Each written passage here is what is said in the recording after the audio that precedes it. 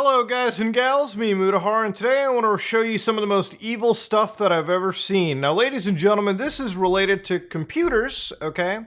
Now I want to start off by saying, what do you think is the most dangerous job ever, okay? Now I'm sure some of y'all are gonna go like, astronaut, okay? My suit cracks in space, I'm dead! You know, that's one thing. But you know what the difference between an astronaut and a journalist is?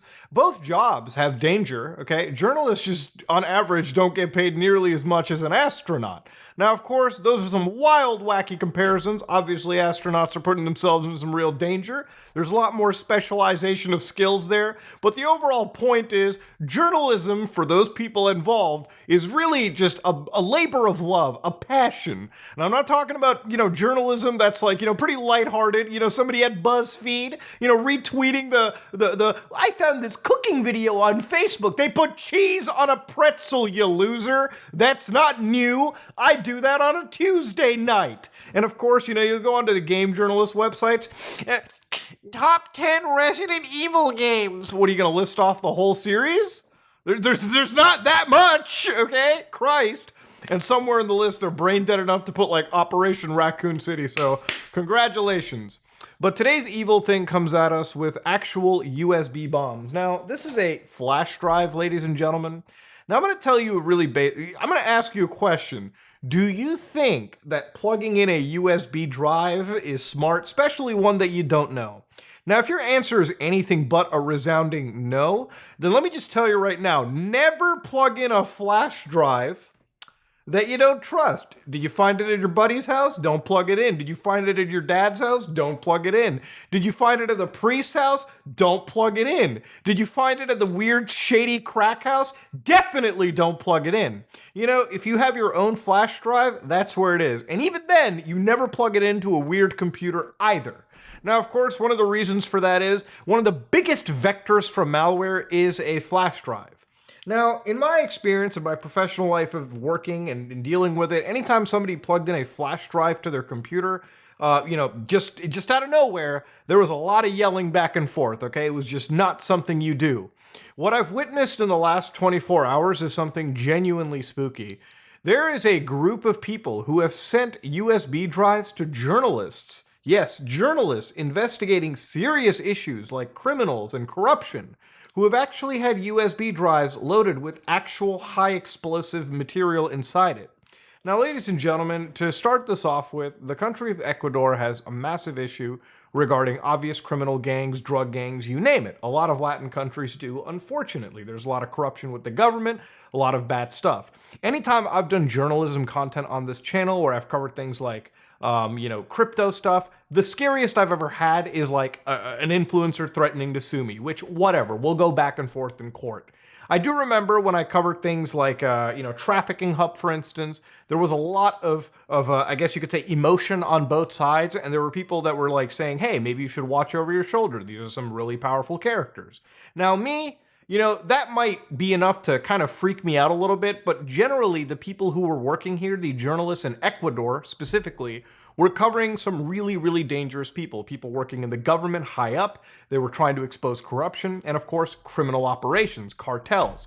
If you go against some of these powerful people, they will kill you, okay? This is not like a conspiracy. This is not something shocking. You will die if you cover people like that, okay? These are some of the most evil people on the face of the earth. And if you get in the way between them and their bag, they will kill you, put you 6 feet down under. They'll kill your whole family. They'll throw you into the most awful ways to die. This is a reality that some people have to deal with. You might be like, why would somebody choose to expose it? And that's because some people care about the truth, they have their integrity, and they care about making the world a better place. And if that means exposing the evils of society out for the public to see and trying to stop it that way, for them, dying is worth it. Now, of course, what happened over here was a TV station in Ecuador had received a USB drive that had RDX explosive in it. Now, for those of you wondering what RDX explosive is, Don't worry, please don't enter a watch list. I'll do it myself. I'm already ethnically challenged, so I'll get on the watch list for you, okay? RDX is a nitramine explosive compound that can be utilized as a propellant, gunpowder, or high explosive depending on the initiation type. RDX has both military and civilian applications. As a military explosive, RDX can be used alone as a base charge for detonators or mixed with other explosives like TNT to form cyclotols, which produce a bursting charge for aerial bombs, mines, and torpedoes. Yeah, it's a pretty nasty explosive. RDX is not produced commercially in the United States. Only way that it gets produced is the Holston Army Ammunition Plant in Tennessee. Yeah, this is a very tightly controlled explosive, but unfortunately, it's kind of all around. It's like Semtex, like actual explosive materials. Yeah, right here. RDX is a synthetic chemical. This is from the government website, the EPA, by the way, so I'm not going to be on a watch list for this. Primarily as a military explosive. RDX accounts for a large part of explosive contamination at active and former US military installations. So to show you guys just the inside of this news station, inside this room, you can see a bunch of operators, police officers, bomb squad people in Ecuador huddling around a computer, ladies and gentlemen. Now, the computer wasn't damaged. You can see that it still turns on. But what you're looking right over here is like the small debris from an exploded USB drive. Now, thankfully, the silver lining over here is not all of the explosive material in this drive activated. In fact, a journalist, in this case, who actually had it, is currently being sought for prints. Not so much of a very deadly attack. No one was ever seriously injured. Now, what had happened was one of the people that obviously these reporters were investigating on, there were around like 5 flash drives that were sent all over to various news and television stations. It appeared that only 2 of the drives in this case actually had an explosive material in it, at least confirmed. So what had happened over here was instead of malware being put into the flash drive, there was around 1 milligram of RDX explosive put into a flash drive. Now, to understand, these things are very tiny, and again, like I told you, explosive stuff, you don't need a whole lot of it, especially with high explosive stuff like RDX, to cause some serious damage. So what had happened was, effectively, they put 1 milligram into the actual USB system, and the detonator device was the USB material that was connecting into the actual system. So the way that it worked was because it got fed the voltage from the actual USB drive, it had basically triggered that explosive material. Now, this is a little bit unconfirmed, but thankfully, because USBs are notoriously annoying to plug into a flash drive, we've all done it, okay? We've all tried sticking a flash drive back and forth different ways around. Now, from what I understand, the reason why this wasn't as bad as, it is right now was because the actual payload, the RDX, couldn't completely set off since I believe the USB was passed through a hub, meaning that it didn't actually get the full explosive payload. It didn't actually get the full voltage for the detonation mechanism, which was the, USB system plugging into a computer to set off because it was done through a hub.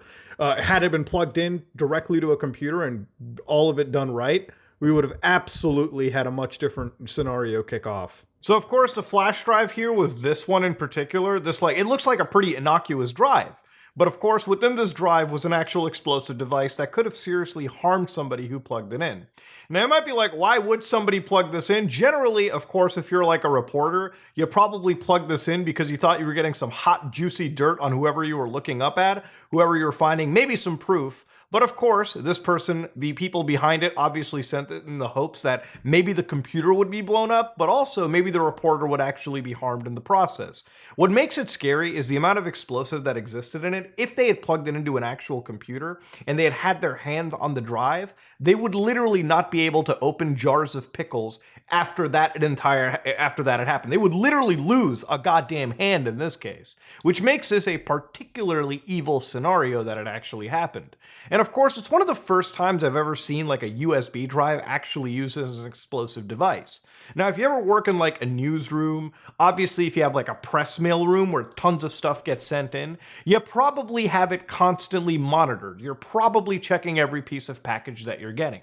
What scares me a little bit over here is how this got through the mail. I know most country systems of mail transit isn't exactly the same, and obviously things skip by, but at this point, I'm pretty sure that these have to probably start getting x-rayed because of stuff like this. This is a scenario where people can actually die. This is like a straight up Hitman level of like getting somebody, like Hitman 3, like literally using the most goofy, weird, tiny device to cause some serious actual damage. And it's one of those things where it's not even a computer hack anymore. This is just straight explosive devices being sent around, literal IEDs that people plug into their system. One good example of this is provided by one of these security researchers. This is like MG, who actually showcased exactly what this is in a very proof of concept manner. So inside this MacBook, you can kind of see over here that they're just watching a video. They plugged in a USB drive.